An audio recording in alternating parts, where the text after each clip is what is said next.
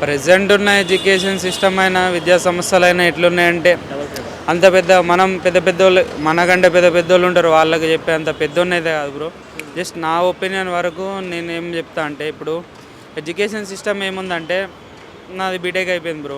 2023 passed out. Okay. ఇప్పుడు education system ఎట్లుందంటే నువ్వు మెకానికల్ తీసుకుంటావా, సివిల్ తీసుకుంటావా, ట్రిపుల్ ఈ తీసుకుంటావా, లేకపోతే ఈసీఈ తీసుకుంటావా, కంప్యూటర్ సైన్స్ తీసుకుంటావా, లేకపోతే ఇంకే బ్రాంచ్ తీసుకుంటావా, ఎవరికి సంబంధం ఉండదు. అల్టిమేట్గా మంది బీటెక్ అయిపోయే లోపు నువ్వు పక్కా ఒక సాఫ్ట్వేర్ జాబ్ కొట్టాల్సిందే.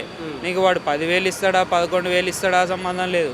నువ్వు బీటెక్లో ఎంత ఖర్చు పెడతావు అంటే లిటరలీ ఇప్పుడు 1 ఇయర్కి నాకు 1,03,000 ఫీజు ఉండే, ఇప్పుడు అది 1,50,000 అయిపోయింది. అందరినీ పైసలు పెట్టి చదువుతాం మనం. ఇప్పుడు 4 లక్షలు 5 లక్షలు పెట్టి చదువుతాం బీటెక్ అయిపోయినాక. లిటరలీ మనం వాడి దగ్గర ఒక 11,000కి ఆగమైపోతాం. ఇక వాడి ఇంటర్వ్యూలకి ఆగమైపోతాం. అందరూ ఒక్కటే మైండ్ సెట్ మొత్తం ఒకటే ఉంది సొసైటీలో. ఇప్పుడు నువ్వు మెకానికల్ జాబ్ చేస్తున్నావు అంటే నీకు అంత వాల్యూ ఉండదు. ఫస్ట్ ఆఫ్ ఆల్ నీకు పిల్లని ఇవ్వాలన్నా కూడా మా అల్లుడు సాఫ్ట్వేర్ జాబ్ చేస్తేనే పిల్లని ఇస్తామనే కాడికి పోతుంది. ఇప్పుడు ఎవరికి కావాలన్నా ఇంటికాడ పేరెంట్స్ ఏమంటారు అంటే మీ మామ కూతురు సాఫ్ట్వేర్ జాబ్ చేస్తుంది, మీ అత్త కూతురు సాఫ్ట్వేర్ జాబ్ చేస్తుంది, ఇంత కంపారిజన్ చేసి సాగు కొడతారు మనల్ని. అల్టిమేట్గా మనకు ఉన్నదంటే ఒకటే ఒక చాయిస్ ఏంటంటే సాఫ్ట్వేర్.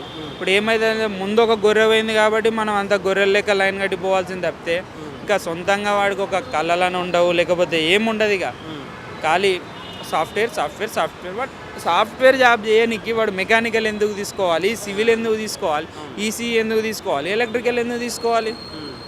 ఫస్ట్ ఆఫ్ ఆల్ అప్పుడు ఈ కోర్ బ్రాంచ్లు ఏదైతే ఉంటాయో ఈ కోర్ బ్రాంచ్లో కూడా అంత చెప్పి కోర్ మీద ఇంట్రెస్ట్ కలిగించేటప్పుడు టీచింగ్ కూడా అంత పెద్దగా చెప్పారు. ఏమంటే ఎంతవరకు సబ్జెక్టులు ఉంది, ఎంతవరకు మన ఎగ్జామ్లు వస్తుంది, ఆ సిలబస్ వరకు చెప్పేసి వాళ్ళు ఇష్టం వచ్చినంత చెప్పేసి వాళ్ళు వదిలేస్తారు.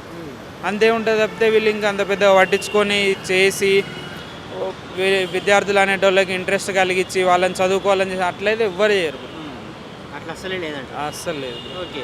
ఏమంటారు ఇప్పుడు మీరు అన్నారు అంటే బీటెక్ చదివించడానికి పేరెంట్స్ 4-5 లక్షలు ఖర్చు పెడుతున్నారు కదా, అదే స్టడీ మీద ఇంట్రెస్ట్ లేని పర్సన్స్కి అదే 4-5 లక్షలు పెట్టి ఒక స్టార్టప్ బిజినెస్ చేయించు కదా, ఎందుకు పేరెంట్స్ ఇటువంటి ప్యాషన్ మీద ముందుకు వెళ్ళారు పిల్లల్ని? ఇప్పుడు బ్రో ఇప్పుడు నాకు కూడా మస్తు ఇంట్రెస్ట్ బిజినెస్ చేయాలంటే. నేను కూడా అడిగిన ఒక 2 లక్షలు ఇవ్వండి ఇంటికాడ బిజినెస్ పెట్టుకుంటే ఏదో ఒకటి జనరల్గా చిన్న స్టార్ట్ చేస్తా అన్న. వాళ్ళు ఏమన్నారంటే వాళ్ళు అమాయకులు, వాళ్ళకి తెలియదు మా పేరెంట్స్ విలువలు ఉంటారు అంటే వాళ్ళకి అంత ఎక్స్పోజర్ లేదు మన సైడ్, బిజినెస్ ఎక్స్పోజర్ లేదు.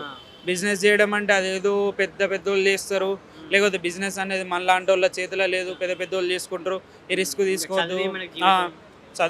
చదివితే చదవాలి, 100 మార్కులు రావాలి, ఒక జాబ్ చేయాలి, పొద్దున 9ంటికి పోయి సాయంత్రం 5ంటికి రావాలి. ఇంకా ఇదే నీకు. ఇది తప్పితే నువ్వు జాబ్ ఒక బిజినెస్ చేసి నువ్వు ఎదుగుతా అంటే వాళ్ళు నీకు సపోర్ట్ చేయరు ఫస్ట్ ఆఫ్ ఆల్ ఎవరు కూడా. మా పేరెంట్స్ అడిగితే కూడా ఇవాళ ఎందుకు నీకు ఇన్ని పైసలు పెట్టి చదివించింది ఎందుకు, నువ్వు ఎన్నో బిజినెస్లు పెట్టేదానికి ఏదో మరి బీటెక్కే చదివిపోతే ఇంకా అన్నారు. మరి అదే బీటెక్ స్టార్టింగ్లో చెప్పిన నేను బీటెక్ చేయనంటే ఏమన్నారంటే నువ్వు బీటెక్ చేయాలి అందరు చేస్తురని నా మీద అట్లా చేశారు. అంటే వాళ్ళది ఎట్లా అంటే మా అబ్బాయి చదువుకోవాలి, బీటెక్ చేయాలి అందరి లెక్క ఒక సొసైటీలో ఒక గుర్తింపు తెచ్చుకొని ఒక సాఫ్ట్వేర్ జాబ్ చేసి పెళ్లి చేసుకొని భార్య పిల్లల్ని చూసుకోవాలి. ఇంతవరకు వాళ్ళది సంతోషంగా సుఖంగా ఎండల కష్టపడకుండా. ఇప్పుడు మా అమ్మ ఇప్పుడు వ్యవసాయం చేస్తుంది ఎండల, అమ్మ లెక్క నేను కష్టపడకుండా ఏసీలో కూర్చోనా లేకపోతే ఒక ఫ్యాన్ కింద కూర్చొని చెమట పట్టకుండా నా కొడుకు పని చేసుకోవాలి. ఇంతవరకే ఉంది. రిస్క్ తీసుకొని వాడు బిజినెస్ చేసి ఎండలో తిరిగి లేకపోతే ఏం చేస్తాడా, ఇంత పెద్ద రిస్క్ తీసుకోనికి వాళ్ళకి అస్సలు లేదు. కానీ వాస్తవానికి సాఫ్ట్వేర్ ఎంప్లాయీస్ కన్నా కూడా గవర్నమెంట్ ఎంప్లాయీ కన్నా కూడా బిజినెస్ మెన్స్ ఎక్కువ చూసుకోవచ్చు, ఎక్కువ పర్సెంటేజ్ వాళ్ళే అమ్మని ఇలాగా ఉన్నారు మంచిగా. ఏం లేదు సంపాదిస్తారు.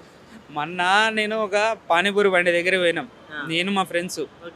పోతే పానీపూరి కట్లెట్ తింటున్నప్పుడు అడిగిన, అంటే క్యాజువల్గా అడిగిన, భయ్యా కిత్నా తా అన్న, ఆప్కో మైనేకో కిత్నా కమాతే భయ్యా అని అడిగితే ఆయన ఏమన్నాడు అంటే ఏం లేదన్నారు, ఒక 3,000-4,000 వస్తాయి అన్న అన్నాడు. అంటే నేను 3,000-4,000 నెలకి ఏం సరిపోతాయి అన్న నేనన్నా. 3,000-4,000 నెలకు కాదన్నా, నాకు వచ్చేది పర్ డే వచ్చేసి 3,000-4,000 వస్తాయి. మళ్ళీ దాంట్లో నా ఖర్చులన్నీ తీసేస్తే నాకు ఎటు లేదన్నా ఒక 2,500 మిగులుతాయి నాకు పర్ డే వచ్చేసి అన్నాడు. ఇప్పుడు అట్లా చూసుకుంటే ఆయనకి 60,000-65,000 వరకు మంత్లీ ఇన్కమ్ ఉంది. అదే ఇప్పుడు ఒక చాయ్ కొట్టుని తీసుకున్నామంటే ఆయనకి ఎక్కడ లేదన్నా ఒక 1,00,000-1,50,000 ఆదాయం అనేది ఈజీగా ఉంటుంది. కానీ బిజినెస్ ఇప్పుడు గవర్నమెంట్ జాబ్ చేసినా నువ్వు ప్రైవేట్ జాబ్ చేసినా లేకపోతే సాఫ్ట్వేర్ చేసినా నీ పిఎఫ్ అన్నీ కట్ అయిపోను నువ్వు అన్నీ చేయంగా నీకు మంత్లీ ఈఎంఐలు అన్నీ కట్టగా నీకు మిగిలేదు ఒక 10,000 మిగులుతాయి. కానీ ఇక్కడ ఏమవుతుంది అంటే ఆయన రోజు మనీ అనేది ఫ్లో అవుతుంది కాబట్టి బిజినెస్లో ఆయన డైలీ ఖర్చులు వెళ్ళిపోయి ఆయనకి ఈఎంఐలు ఏం లేకుండా అన్నీ వెళ్ళిపోయి కూడా ఒక 30,000-40,000 ఎడుగో కూడా సెక్యూర్గా ఉంటాయి. కానీ బట్ ఎంప్లాయ్కి ఇలా ఉండదు అంటారు. ఎంప్లాయీ టార్చర్ ఉంటుంది కదా బ్రో, పైన ఎక్కి దొక్కుతాడు బాసు. ఇప్పుడు ఏంటంటే ఎక్కి దొక్కడం అంటే వాళ్ళకు ఎవరైనా మనకి ఫ్రీగా పైసలు ఇచ్చి నువ్వు కూర్చోరా బాబా అని చెప్పారు కదా, ఆయన పైసలు ఇస్తాడు, మనం వర్క్ కావాలా, వర్క్ లేట్ అయితే ఆయన ఊరుకోడు. సింపుల్. కాకపోతే మనకు స్ట్రెస్ తీసుకుంటాం, అట్లా ఇబ్బంది అయిపోతుంది.